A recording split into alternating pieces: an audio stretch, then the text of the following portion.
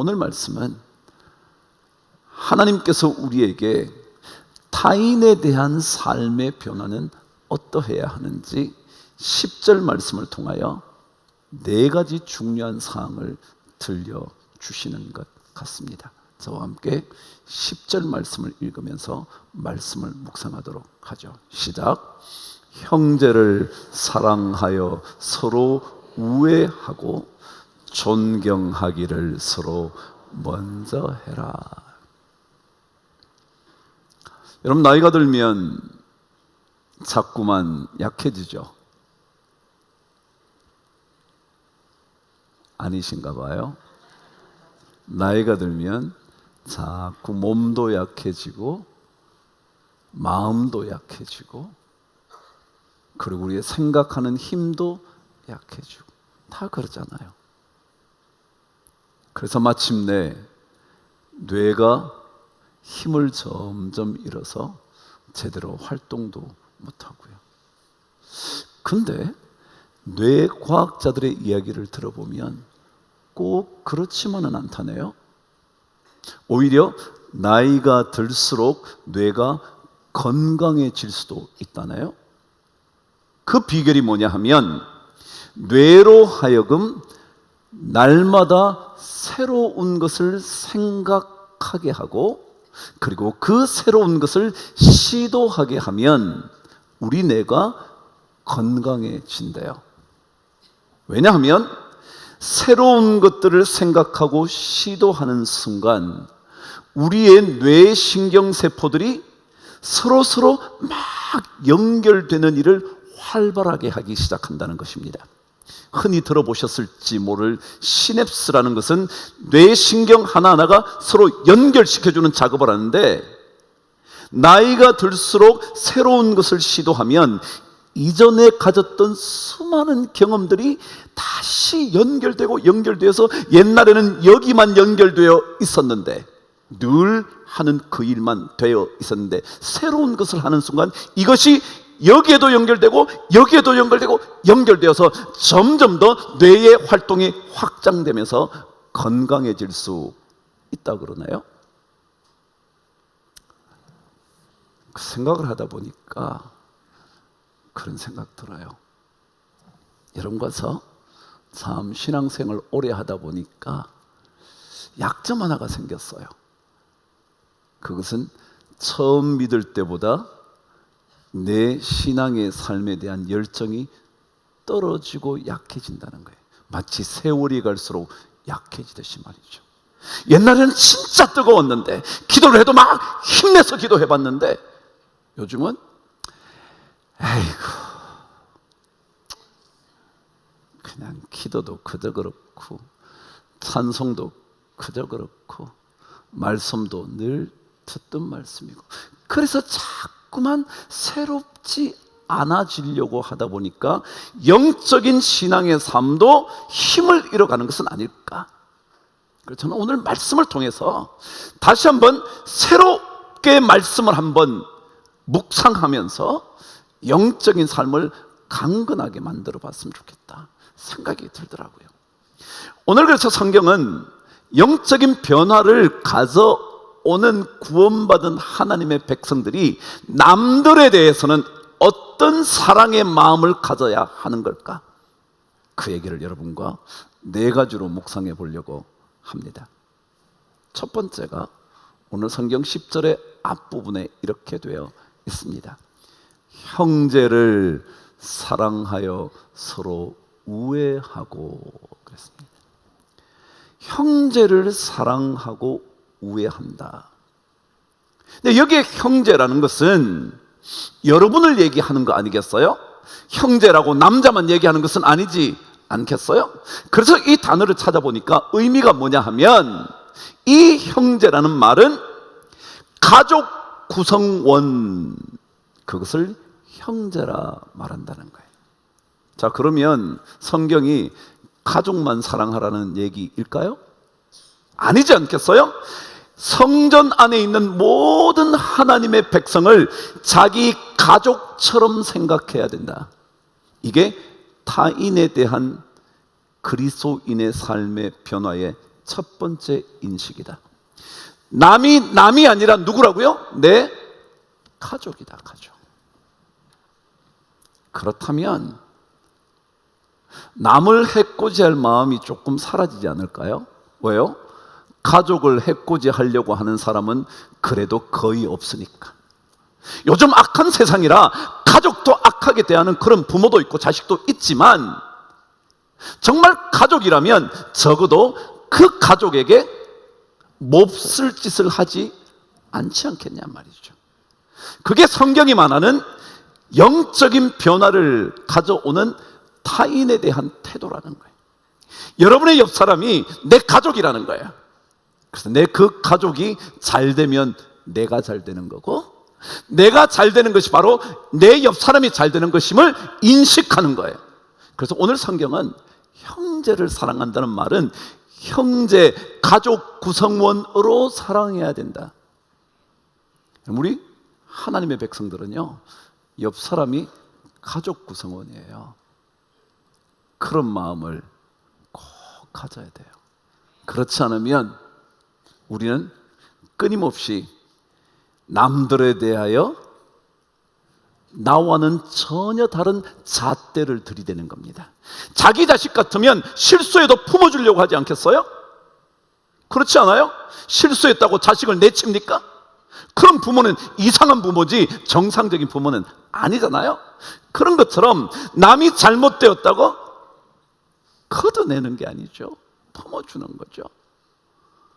그래서 남의 이야기가 내 이야기처럼, 남이 내 가족처럼 여겨지도록 만들어 가는 것, 이게 형제 사랑이다 라는 첫 번째 인식이에요. 여러분과 우리는 모두 주님 안에서 한 가족. 그래서 그 사람 잘 되면 야, 참 잘 됐다. 혹시라도 어려움을 당하면 나도 함께 가슴 아파할 줄 아는 그런 사람. 그래서 어떻게 해서든지 그 사람이 잘 되도록 최선을 다해 주는 것. 일이 어긋날 수도 있지 않겠어요? 그래도 마지막까지 최선을 다해 주는 것. 그거죠 뭐. 우리 자식들이나 우리 부모들이 흠결이 없어서 부모 인정받고 자식으로 받아주는 건 아니지 않나요? 흠결은 많지만 가족이 안 받아주면 누가 받아주나요? 세상에 어디 그런 데가 있나요? 그래서 영적인 변화를 가져온다는 것은 남에 대하여 가족 구성원이다. 조금 싫어도 그래도 받아주는 거죠. 조금 마음에 안 들어도 받아주는 거죠. 이것이 형제 사랑의 첫 번째 인식이라는 거예요. 근데 두 번째, 오늘 성경은 우리에게 이런 단어 하나를 사용해서 우리에게 타인에 대한 사랑 가진 하나님의 백성의 태도를 설명합니다. 저와 함께 10절을 다시 읽을까요? 시작. 형제를 사랑하여 서로 우애하고 존경하기를 서로 먼저 하며. 두 번째 단어가 존경이라는 단어였습니다. 남에 대하여 뭐 하래요? 존경하기래요. 근데 이 존경이라는 단어는 의미가 뭐냐면 가치가 있다고 여긴다라는 것입니다. 그래서 가치가 있기 때문에 소중하게 다룬다. 이게 존경한다는 뜻이라는 거예요. 옆 사람이 가치가 있다는 거예요. 사실은 나한테 아무런 도움도 안 되는데, 사실은 나한테 해를 끼치는 사람인데, 그럼에도 불구하고 이 사람이 소중한 가치가 있음을 인식하는 것. 하나님께서 나 같은 사람, 나 같은 죄인을 살리셨으니 이 사람이 혹시 부족해도 그 또한 살리실 줄 알고 그를 소중하게 만나주는 것. 어느 한 사람도 소중하지 않은 사람이 없다고 인식하는 것. 이런 인식이 없으면 형제 사랑이 불가능하고 타인에 대한 사랑을 실천할 수가 없는 거죠. 그 사람이 학벌이 모자라도 소중하고요, 그 사람이 돈이 좀 없어도 소중하고요, 그 사람이 나에게 이익을 가져다 주지 않아도 소중하고요.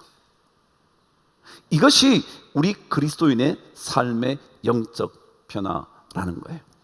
교회가 교회다워지려면 이런 인식이 필요합니다. 옆 사람이 다 소중한 거예요. 똑똑한 사람만 소중한 게 아니고요, 돈 많은 사람만 소중한 게 아니고요, 아무것도 아닌 것처럼 보이는, 진짜 제가 말씀드린 것처럼 도움도 안 되는 사람, 그 사람도 소중하다고 생각하는 거예요.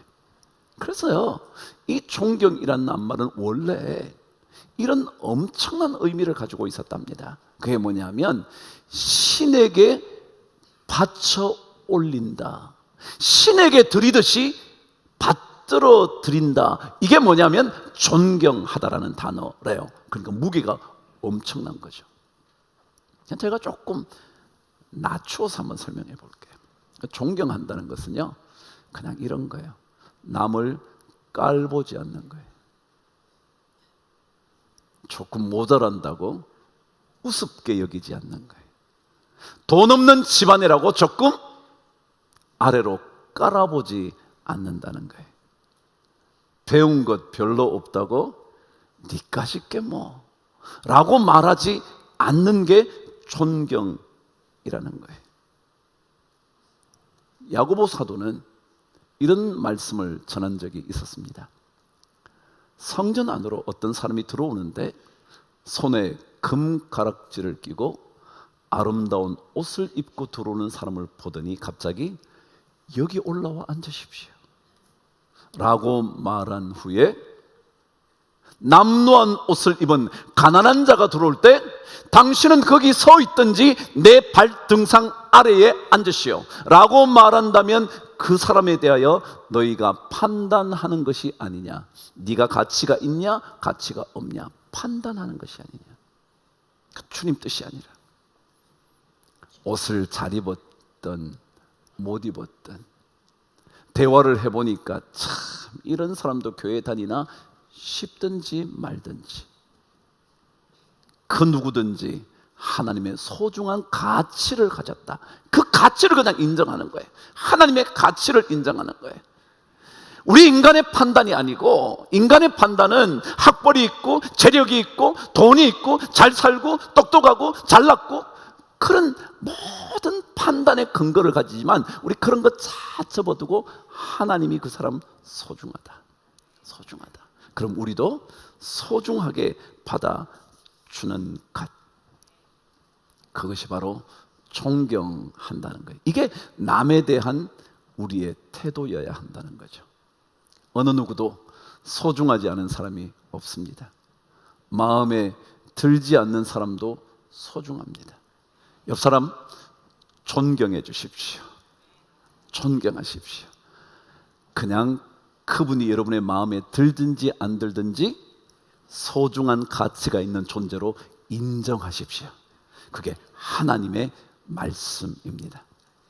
근데 세 번째, 오늘 성경은 우리들에게 남에 대한 영적인 변화를 가져오는 삶이 되려면 세 번째, 이런 단어 하나가 우리에게 필요하다고 가르쳐 줍니다. 다시 한번 저와 함께 10절을 읽겠습니다. 시작.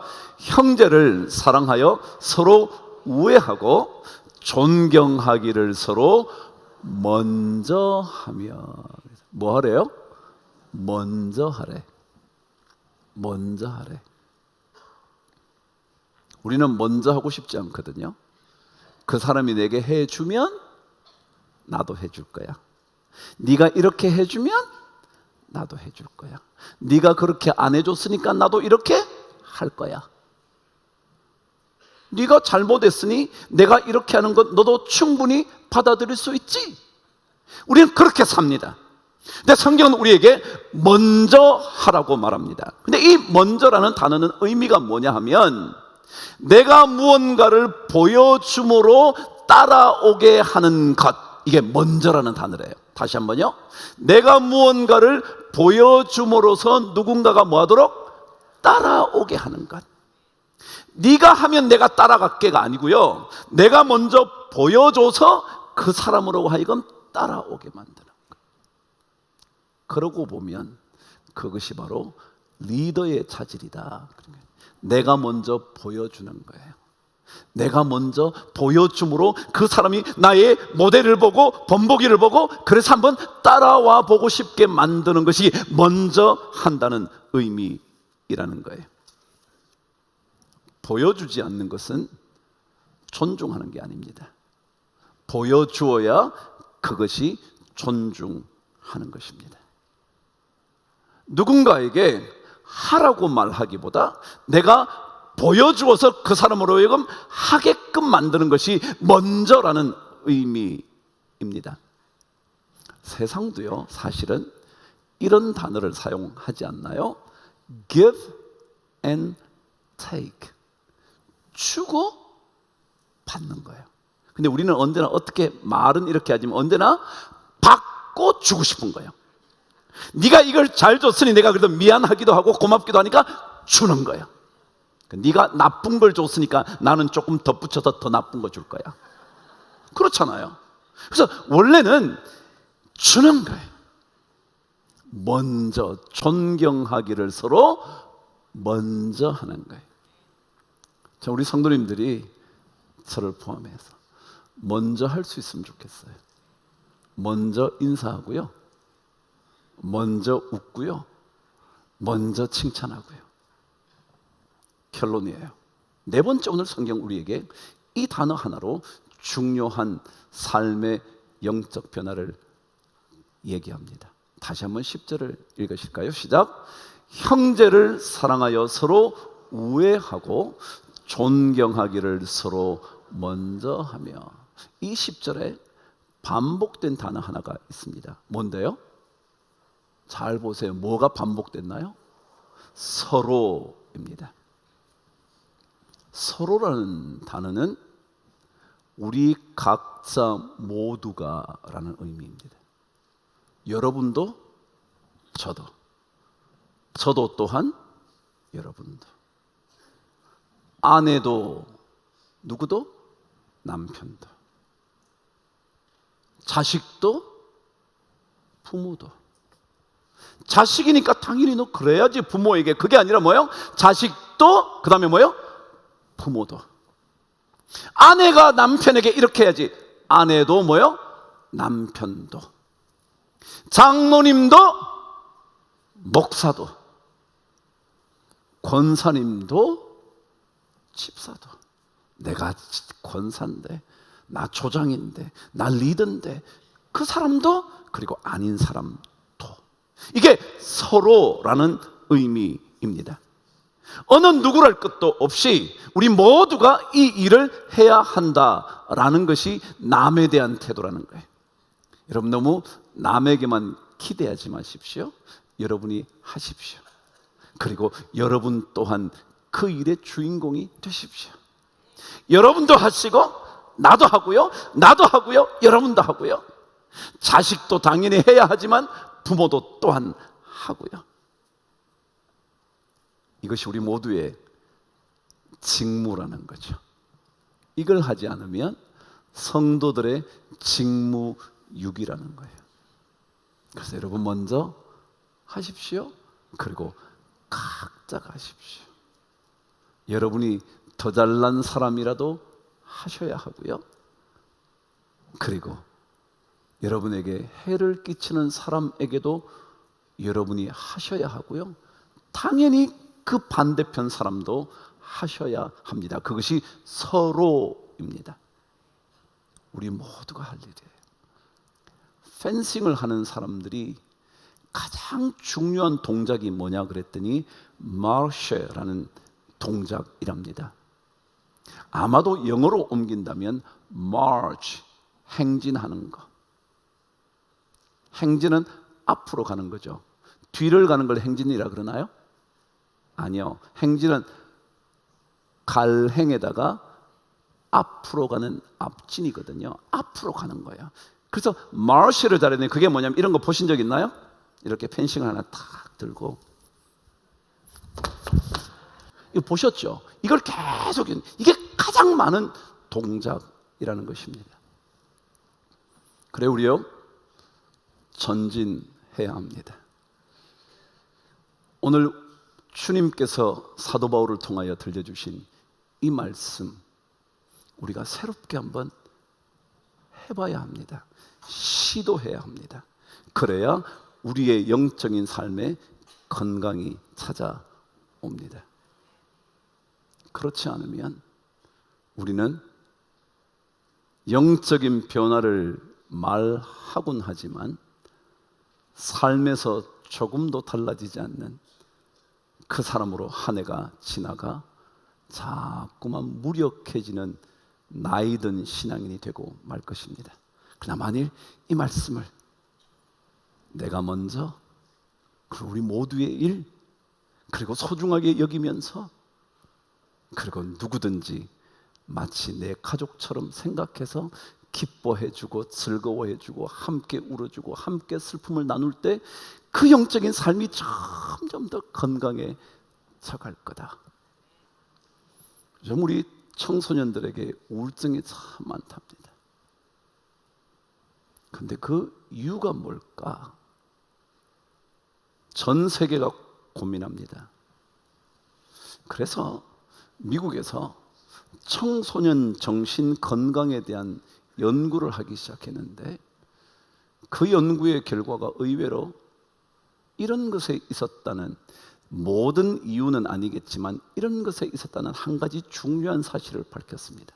그게 뭐냐면 아이들이 요즘 자주 들여다보는 소셜미디어라는 것, SNS라든지 이것이 청소년기에 있는 아이들에게 너무 많은 충격을 준다는 겁니다. 예를 들면 아이돌을 보니까 너무 멋지게 생긴 거야.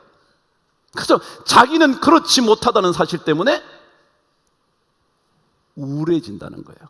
그래서 이것을 미국 정부는 청소년에게 막아야겠다 생각한대요. 근데 왜냐하면 아이들이 그런 아이돌 말이죠, 우상처럼 생각되는 그 아이들을 보면서 나는 왜 저렇게 안 되지? 그러고는 고등학교를 졸업하면 다 어디로 가냐면 성형외과로 간다. 자기 내 인생을 멋지게 바꾸려면 이걸 바꿔야 돼. 이걸 바꿔야 돼. 간단하게는 속눈썹, 좀 더 가면 코, 좀 더 뒤에는 뭐 어쩌고 저쩌고 온갖 걸 다 한다. 이게 마치 인생을 계획하는 데 필요한 것처럼 생각합니다. 우리 교회가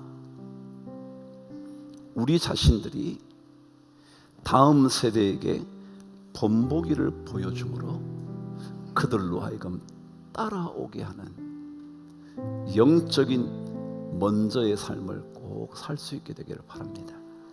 그래서 저는 여러분에게 말씀을 더 가까이 해보시죠. 자녀들 앞에서 말이죠. 이제 다 떠났나요? 그럼에도요, 한 번씩 연락하셔요. 야, 오늘 말씀을 읽었더니 이런 말씀이 있더라야. 내가 읽고 참 반성 많이 했다. 회개라는 말이 안 나오신다며. 야, 아빠가 참 생각이 많아지더라. 너네들한테 그렇게 보여준 게 없어서 미안하다. 여러분이 먼저 하십시오. 그럼 그 자식들이 부모에게 미안한 마음이 서서히 생기지 않을까 싶어요. 너는 왜 그래? 라는 말보다 내가 먼저, 그렇게 계속 전진함으로 여러분과 제 안에 영적인 변화로 인한 타인에 대한 사랑의 삶이 멋지게 펼쳐지게 되기를 주의 이름으로 축복합니다.